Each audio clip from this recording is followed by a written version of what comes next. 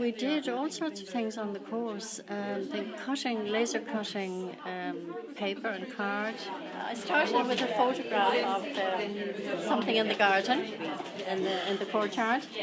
It was a plant, and I cut some shapes from it, and then when I turned it around, I thought they were just interesting abstract shapes, and I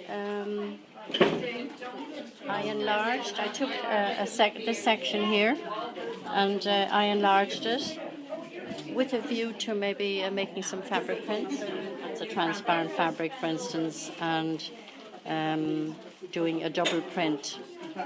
So lots of experimenting with colour and using 3 different colours, pulling it on a screen over the stencil, the paper stencil, and getting colours that were, in a way, quite unexpected.